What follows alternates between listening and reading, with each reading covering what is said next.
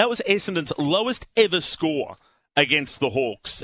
Full stop, not just at the MCG. The Bombers have now lost 11 in a row at the Melbourne Cricket Ground. It was the Bombers' biggest loss of the season. I was there yesterday, as were you, Shorey. I must admit, and obviously there's plenty going on around the coaching discussion at Essendon at the moment, but every time you think they've reached their lowest ebb, they seem to find another way to go down, and Hawthorn never got out of second gear yesterday. I've really swung. I always thought James Hird would be a great appointment in terms of marketing and corporate sponsors and membership. I'm now of the opinion that is what Essendon needs, and restoring, I should say, belief within this club, and that if he was to take the reins for 2 or 3 years, even if they weren't to play finals right away and it was a slow build, I would accept that for this football club to regain some of the power, some of the strength and some of the support that it's so long had, and I think has lost in recent years. So you think it has to happen? I think I've come around. I've come around. I think they are. I think everyone has. I think they've been at such a low ebb that James Hird coming in now. That's maybe you have an awesome assistant coach behind him, a Spike McVeigh, or that getting very well paid as well. But I think for what this club needs to be relevant again, you think about the Essendon team of the early 2000s. But to be relevant, someone to sell it to fans, to corporate sponsorship, to have people talking in a positive way about the Essendon Football Club, you need a James Hird. Because I think if you put in, and I don't mean this to be disrespectful, but I heard the name Murray Davis from the Adelaide Football Club thrown up during the week as someone being interviewed for the job. That is not going to ingratiate the Essendon fan base. That is not going to ingratiate the corporate sponsors of the Essendon Football Club. You need a name, you need a big one, and James Hird is. So do you think, say they didn't do it, and say they did go with Murray or Pops Kelly, James Kelly, whoever they go with, if they were, say, 0-5 or 6 next year, I'd hate to think they'd all be going, we should have got Hird. Correct. They're never going to get away from it. Whereas if they're 0-6 under James Hird, there is more acceptance of that. I'm not saying don't have a Murray Davis or a James Kelly as a senior assistant, maybe pulling more of the strings and James Hird being the front man. No, I have no objection to that at all. But I think, given where they are at this point in time, and given where I think the club is at, the crowd here last Sunday, 14,000. That's unheard of for an Essendon home game. And I think it just needs someone to restore the relevance of this football club first and foremost, even before getting the on-field right. Because the on-field, so you're just saying the process is out the door. James Hird comes in. We don't worry about the process now. This is what you're saying. Really. No, I think you still have to go through the process. Well, what are you going through the process if you want James Hird? You can't have it both. See what James Hird. They want to seem you still like have to go through it. You still have to can't have it both ways. Absolutely, you can. You still have to do your diligence, and it might also show you. It might also show you. So you're going to appoint a coach. You're going to appoint a coach, not knowing that he might be on a par or better than the other blokes who are going for the job, only because of the marketing, for the feel of the club, the support of the club. I think you're the going club to do is so that. lost at the moment in terms of overall support and where it is at. It needs a James Hird-like. I can see exactly where you're coming, and I agree with you last night about it, but. Where does that? You just do it. So then, do you put a James Kelly or a Murray Davis? So it's just smokes and mirrors as a senior assistant coach. Yeah, but hold on. Depending on their they want to be the senior coach, and that's why they're going for the job. They might just James say, Kelly's if they're paid handsomely, it may change their thinking. Oh, that's not the thinking. You don't. If you're an assistant at one club on a mill, and Essendon offers you 1.5 to be how many assistants are on a mill? How many assistants on a? But Shane is a cap. They won't. You can't pay your assistants that much. Okay, so that was probably too extreme, but. I think you can. You're not giving a lot of credit for someone's ambition about wanting to be a senior coach ahead of the dollar signs. So Dean Solomon is not that assistant coach. Oh, no way. No. In your eyes, I don't think Dean can get it. Not the top job, but have you lost faith in him being that assistant? I don't think what we've seen in recent weeks is enough from Dean Solomon. Now, granted, he is hampered because he is picking up from what Brad Scott had instilled. I think Mark McVeigh would be a terrific coach as well. Why? Because of his Essendon background? No. I've always been a big fan of Spike, but I just think now where it is at, and from an all-encompassing club message and what Richo said about if someone else takes over and he's 0-5, 0-6, it's just going to cause a riot. They'll tear down Tullamarine. I'm probably going with you on the Hird factor for a lot of things, okay? And and I was probably being a bit,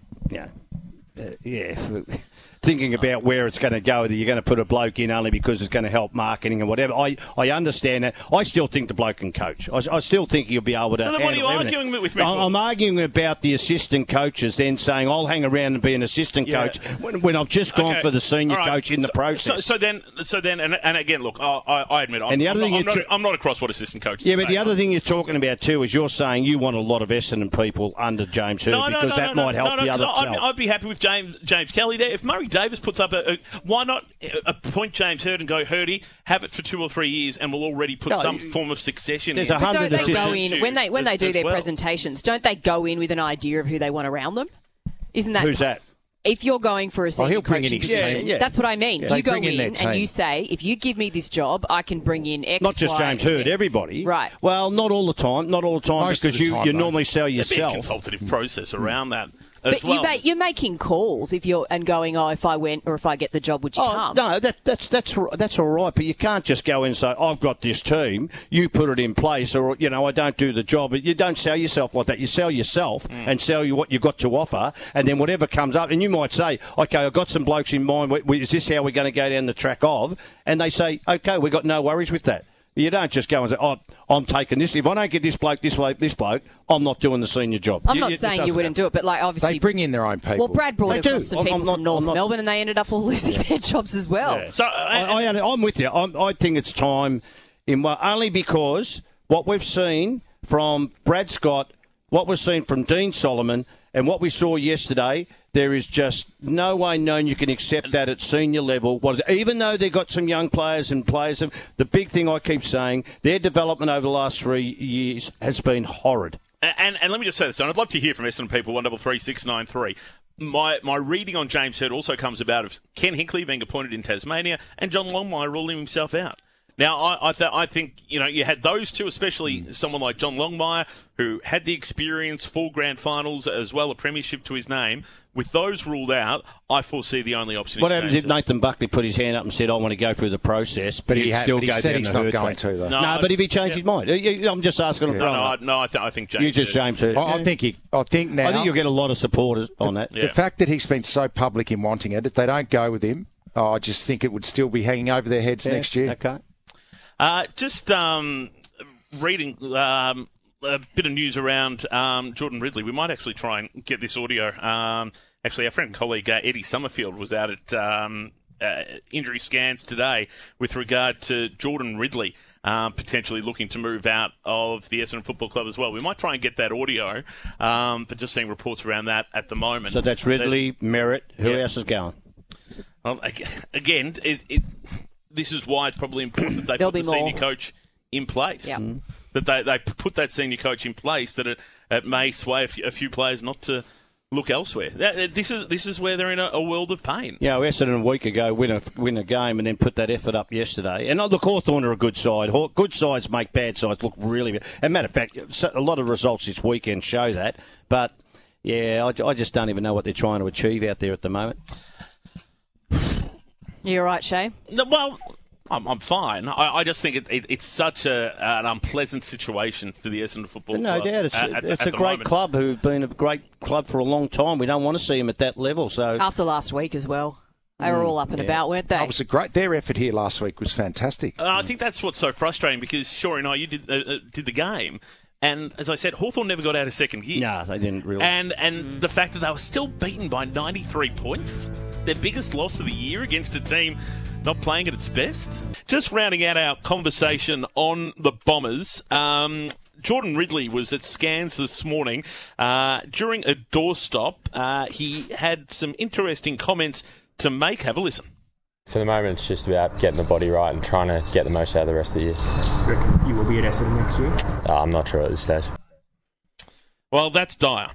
Very rarely do you hear a player that honest saying, I'm not sure at this stage. Yep, you don't often hear it. You don't hear it in AFL footy. No, because they always play their cards close to their chest. They're meant to play their cards close to their chest. And obviously they've got him at a down moment. I know that there's not really a player out there who likes being stopped outside of scans, but normally you just keep your own counsel about that stuff. I mean, this is a different game. It's not like rugby league where we change clubs in season. We wait. Zach Butters gets hounded. Do we have to get over that? Well, maybe we do, but he's got family in Brisbane, right, Jordan? I think as well.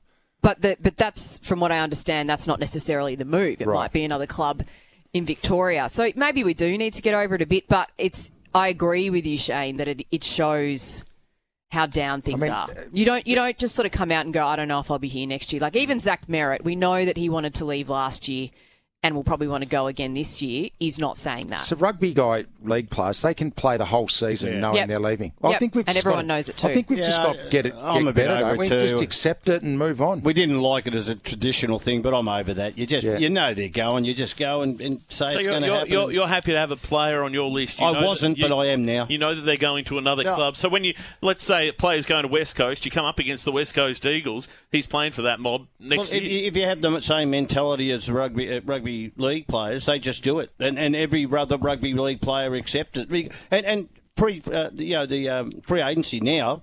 What is it, mate? You know your mates are going. Probably they're saying it behind the scenes, but they won't say it to the board or to the coach. And you can't really win. I mean, we spend the whole year asking contract questions of the same people. They don't tell us what we want to know. Someone finally says something that isn't.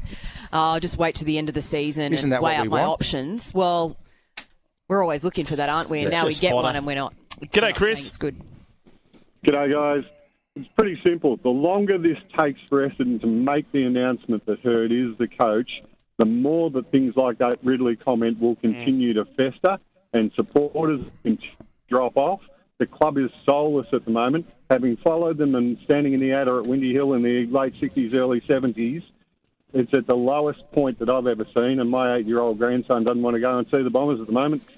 So, Chris, do you agree with Shane that they've just got to go with Hurd now? Richo, they need for where the club's at the moment and the perception in the public and amongst the supporters, they need to turn around and say, we have made an error. We are not going through a process. James Hurd is going to be appointed coach. We will look at what assistance and support that James will bring. We'll tick it off if we can.